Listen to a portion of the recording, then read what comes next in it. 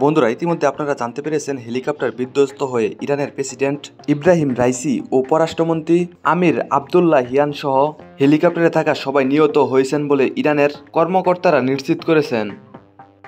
বন্ধুরা, আজকের এই ভিডিওতে আপনাদেরকে জানাবো কিভাবে প্রেসিডেন্টের মৃত্যু হলো এবং ইরানের প্রেসিডেন্টের মৃত্যুতে আমেরিকার প্রেসিডেন্ট কি বলল।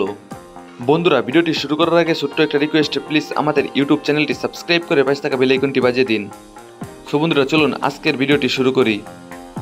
বন্ধুরা, প্রেসিডেন্ট রাইসি, পররাষ্ট্রমন্ত্রী ও হেলিকপ্টারে থাকা অন্য সকল যাত্রী দুর্ঘটনায় নিহত হয়েছে।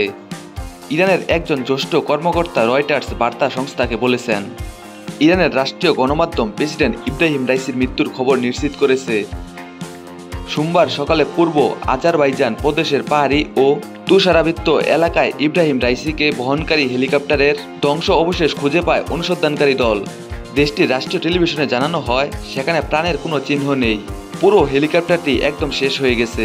এর আগে হেলিকপ্টার বিধ্বস্ত এলাকায় একটি হিট সোর্স শনাক্ত করেছিল তুরস্কর পাঠানো ড্রোন। হেলিকপ্টারটি যেখানে বিধ্বস্ত হয়েছে সেখানে পৌঁছে কার্যক্রম শুরু করেছে উদ্ধারকারীরা। প্রেসিডেন্ট রাইসির মৃত্যুর খবর নিশ্চিত হওয়ার পর অন্তর্বর্তীকালীন রাষ্ট্রপতি হিসেবে মোহাম্মদ মুকবান এর নাম অনুমোদন করেছেন সর্বোচ্চ ধর্মীয় নেতা আয়াতুল্লাহ খামেনি। তিনি 2 মাস এ দায়িত্ব পালন করবেন। বন্ধুরা, ইরানের সংবিধান অনুযায়ী আগামী 50 দিনের মধ্যে প্রেসিডেন্ট নির্বাচন করতে হবে। ইরানের কোনো প্রেসিডেন্ট অসুস্থতা, মৃত্যু, অভিশংসন বা সংসদ কর্তৃক অপসারণের ফলে দায়িত্ব পালন করতে অপারগ হলে করণীয় কি, সেই সম্পর্কে স্পষ্ট নির্দেশনা দেয়া আছে ইসলামী প্রজাতন্ত্রের সংবিধানে। এতে বলা হয়েছে, ভাইস প্রেসিডেন্ট রাষ্ট্রীয় কার্যক্রম পরিচালনা করবেন। একই সাথে সংসদ এবং বিচার বিভাগের প্রধানদের সাথে যৌথভাবে পরবর্তী সর্বোচ্চ 50 দিনের মধ্যে নতুন প্রেসিডেন্ট নির্বাচনের আয়োজন করবেন তিনি। এই সব কিছুই হতে হবে সর্বোচ্চ নেতার অনুমোদন সাপেক্ষে, কারণ ইরানের যে কোনো বিষয়ে তার সিদ্ধান্ত চূড়ান্ত। রোববার আজারবাইজানের সীমান্তের কাছে 2টি বাঁধ উদ্বোধন করেন প্রেসিডেন্ট ইব্রাহিম রাইসি। এরপর হেলিকপ্টারে ইরানের উত্তর পশ্চিমে তাবরিজ শহরের দিকে যাচ্ছিলেন তিনি। তার সঙ্গে পররাষ্ট্রমন্ত্রী আমির আবদুল্লাহিয়ান ছাড়াও আরও ছিলেন ধর্মীয় নেতার প্রতিনিধি ও তাবরিজের ইমাম সৈয়দ মোহাম্মদ আল হাশেম, পূর্ব আজারবাইজানের গভর্নর মালিক রাহমাতি ও প্রেসিডেন্ট প্রোটেকশন ইউনিটের কমান্ডার সর্দার সৈয়দ মাহাদি মৌসবি, কয়েকজন নিরাপত্তারক্ষী এবং করুরা। তাবরিজ থেকে 50 কিলোমিটার দূরে দুর্ঘটনার কবলে পড়ে হেলিকপ্টারটি, কিন্তু ভারী কুয়াশা থাকায় অনুসন্ধান অভিযান চালানো কঠিন হয়ে পড়ে।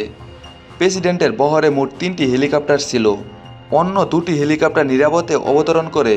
পূর্ব আজারবাইজানের deputy governor for development Ali Zakir স্থানীয় গণমাধ্যমকে জানান, ওই বহরে 3টি হেলিকপ্টার ছিল এবং অন্য 2টি নিরাপদে অবতরণ করতে পেরেছে।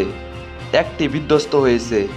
নিরাপদে ফেরা হেলিকপ্টারে জ্বালানি মন্ত্রী আলী আকবর মেহরাবিয়ান এবং আবাসন ও পরিবহন মন্ত্রী মেহেরদাদ বজর পাশ ছিলেন।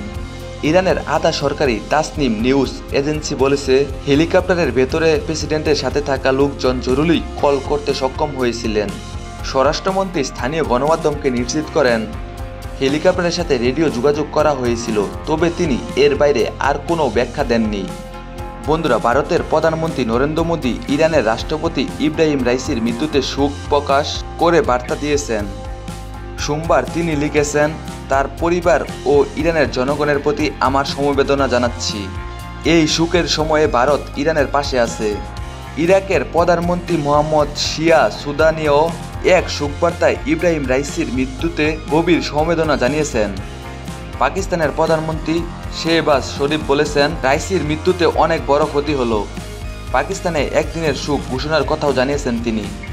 ফিলিস্তিনের সশস্ত্র সংগঠন হামাস এক বিবৃতিতে ইরানের প্রেসিডেন্ট, পররাষ্ট্রমন্ত্রী ও সর্বোচ্চ নেতার প্রতিনিধির মৃত্যুতে শোক প্রকাশ করেছেন।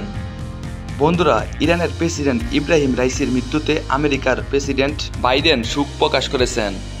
বন্ধুরা, আজকের ভিডিওটি এই পর্যন্তই। বন্ধুরা, আজকের ভিডিওতে কোনো লাইক, কমেন্ট, সাবস্ক্রাইব চাবো না। আজকের ভিডিওতে আপনাদের কাছে একটি রিকোয়েস্ট করব, আপনারা সবাই ইরানের প্রেসিডেন্টের জন্য দোয়া করেন, যাতে আল্লাহ তাআলা তাকে জান্নাতের সর্বোচ্চ স্তরে জায়গা দেন।